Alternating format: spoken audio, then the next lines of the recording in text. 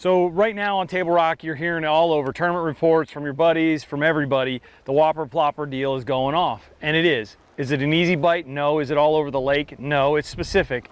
But what we're gonna show you is, I'm throwing a Plopper, loon color, Eric's throwing a buzzbait in black. And what we're gonna do is we're gonna go down a bank that looks that's very much a bank you would throw the Plopper on, okay? What you're gonna see is there's a little bit of shade about 20 feet out, maybe a little longer, a little tighter, depending on the contour of the lake and where the sun's positioned. But we're gonna go down a bank and we're gonna show you how Eric and I fish the Plopper and the buzzbait. The buzzbait's known for being shallower. The Plopper can catch them in inches of water all the way out to 30 feet. So we're gonna show you how Eric and I break down a bank when we go down it. He's gonna be on the trolling motor. He's gonna be casting shallow with the buzzbait. I'm gonna be on his outside shoulder making long casts with the Whopper Plopper. So we're gonna show you how we go down a bank doing this double top water technique that are two different ways to catch your fish.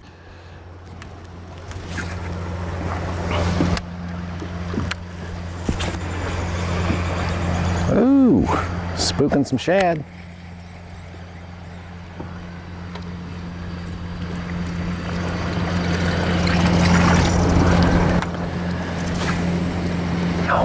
So with the Plopper, you want to throw this thing about as fast as you can throw it and reel it in. And as you can see, I'm in the back, the very back corner of the front end of the deck, and then Eric runs the trolling motor up there because he's casting shallower with that buzzbait. So he'll make a shallow cast right up to the dirt line or the rock edge, and then I'll tend to be on his outside corner more, and we try to cover completely different ranges of depth. Both people can be throwing a Whopper Plopper, and one can be shallower and one can be a little bit more on the outside, but we try to do this to cover as much water as efficiently as possible. And the thing about throwing the buzzbait versus the Plopper, I can throw it, there was a little stick up right there. I can throw it right up against that stick up, whereas you can't do that with a Plopper. And that's why I prefer when I'm fishing shallow and he's fishing on the deeper side, I prefer to throw the buzzbait. If there's any wood in the water, I can throw at that wood if there happens to be a fish on that laydown, or on a brush pile or bush or whatever may be there. I can fish all that shallow cover while he's covering that outer depth. We're not real deep right here because we're kind of on the end of the swing. When we get out here on the swing, the boat will be in about 25 or 30 foot of water. I'll be fishing that upper ledge that's about 6 or 8 foot deep in the shade, and Corey will be fishing more parallel out off of that deeper area, looking for those fish hanging in the standing timber that's out there on that secondary ledge before it goes right into the actual lake channel.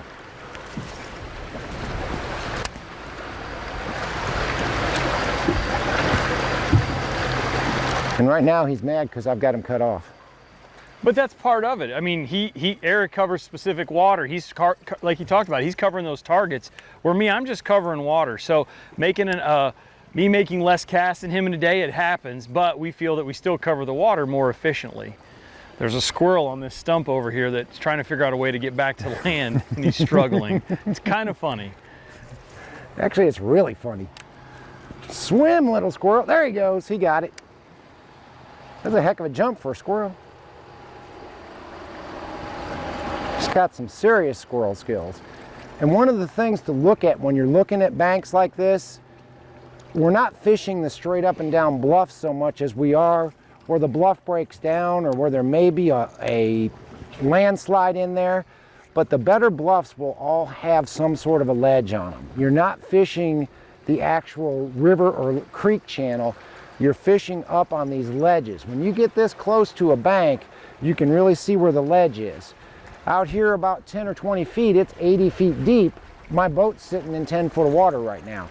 So I'm fishing this shallower ledge. Corey's covering the outer edge of that ledge, and he's bombing it. He's casting it as far as he can and just covering water and burning that thing back in, where I'm looking at specific targets. I'm looking for pieces of wood, maybe a rock that's busted and laying on its side, or even just another ledge that's only about 2 feet deep that they might be hanging on. So we're looking. I just missed one right there. It came up and swatted at it. Didn't even hit the bait. But you could see how far off I was. Yeah, he's way out here off the bank in probably 15, 20 foot of water. I'm up here in 2 to 5 foot of water. So these fish can be anywhere on these ledges. By both of us fishing and covering both depths at the same time, we can be incredibly efficient and cover a ton of water on a day of fishing. Tournament day, this is what we like to do this time of year. We're just covering water and looking for 5 big bites, because generally speaking, the fish you're going to catch on these ledges in the fall are the big ones that are just moving up and getting ready to go up shallow and feed before winter gets here.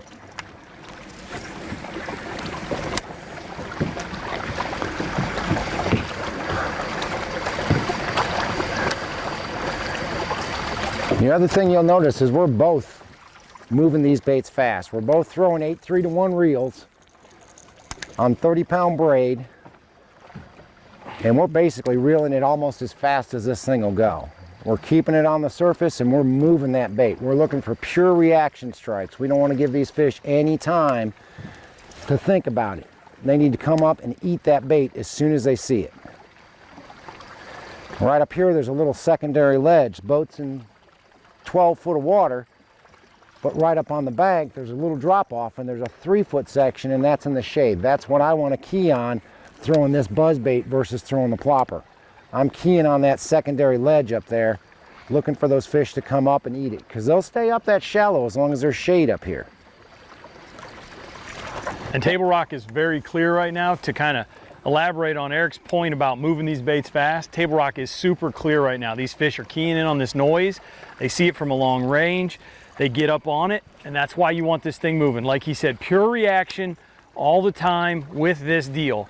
If you're throwing it slow, you're probably not getting bites. Yeah. You're gonna miss fish because of it, but you're not gonna get the bites if you weren't just getting after it.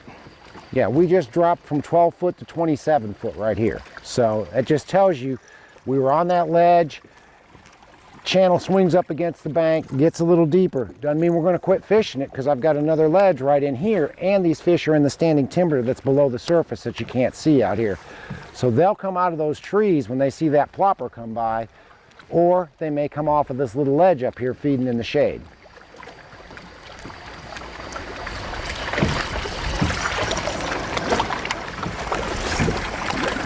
Got a little bit of wind today. I don't know that wind is that big of a factor on this. It's not going to hurt, especially with how cold or how clear the water is right now.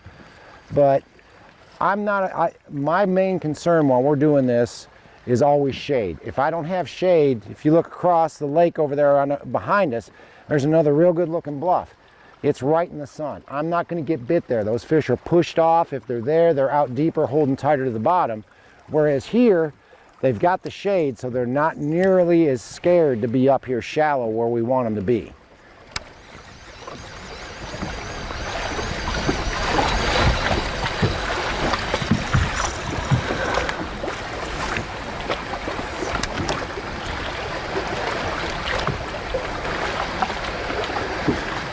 Oh, there really should be one there.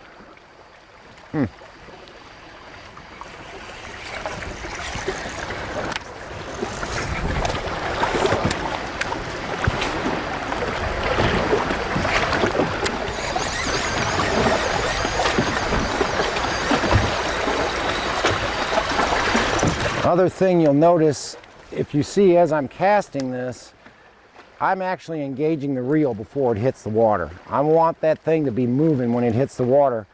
That way, if there's a fish up there shallow, I've got my blades turning. I'm not spooking him by having a big splash. The plopper, it's not quite that important because it's a floating bait, but with a buzz bait, spinner bait, something that's going to sink, if I'm going to parallel like this, I want that bait, I want the blades turning, I want that bait moving as soon as it hits the water. Got a little rock slide here, there ought to be something. There's one up ahead that's got some timber on it too. Yeah. And that's, yeah, Corey just mentioned the timber. That's a real important key with the buzzbait, is getting it as close to every little piece of wood as you can, because those fish will be tight to that wood. They're not going to come off and chase for very long. They might move a foot or two after a bait, but if you're not within their strike zone, they're not going to come after it. You're not going to catch them by throwing it 4 or 5 feet away from it. They're not going to come to it.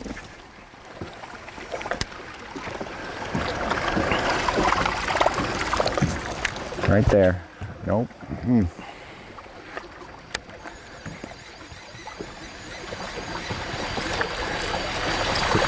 And as you're doing this throughout the day, you'll find that you can get the pattern within a pattern, or kind of get that little sweet spot. We were fishing this the other day, and we noticed, especially on the buzzbait, that I had to be on wood. If there wasn't wood, I wasn't going to get bit. I couldn't get them to come off of the rocks and eat it. With the plopper, it didn't seem to matter. If there was standing timber around, they'd come up and chase it. But with the buzzbait, I absolutely had to throw it around wood to get a bite. So it's not the way it is every day. Some days they're on rocks, some days they're on wood, some days they're just on a ledge. But it's very important, as you're catching fish, trying to find that pattern within the pattern. Try to find the exact specific thing that those fish are hanging on. And that matters even more with this, because you could just go down miles of bluff because you see shade, and you may only get 1 or 2 bites. But if those 1 or 2 bites are something specific that you can dial it down, you can shorten your time on the next bluff that you go to. Or if it's gravel, you know, right now we hit a little more sheer. We just come off some stuff that was a little more broken up. Maybe we're gonna get bit in here. So those are, again, he's right on. The pattern within a pattern matters, especially when what we're trying to do, we're trying to cover as much water as fast as we can, doing 2 different things, even though it's the same top water technique. So those specific things, those details in the end matter. I mean, after we fished last week, we were kicking ourselves for leaving an area that we did once we figured out, oh, it was in these little guts or these little rock slides where we were getting all our bites. And it was pretty frustrating because we felt, had we done something different, made a different decision, we would have done better. And we left a productive area because we thought we could duplicate it somewhere else, and then we realized, well, there weren't as many rock slides on some of the bluffs that we fished later in the day. We got a handful of bites, but we did not get the quality and the number of bites we were getting when we had the rock slides. And it was just that particular day, the fish were in the rock slides on the bluffs with a little bit of timber, a little bit of lay down, whatever. Some sort of wood was in there, and that's what was holding the fish. We left that area, and we kicked ourselves all the way home. Your electronics do matter while you're doing this. I'm looking at the live scope, and I'm kind of on a bluff right here where I've got nothing really to throw at. I can keep throwing, but I don't have a lot of confidence over here. I can watch my live scope and look at the trees out there and see that there's fish in these trees, and almost direct Corey where to put that bait, where to bring it over top of to try to get those fish to come out of the trees and react to it.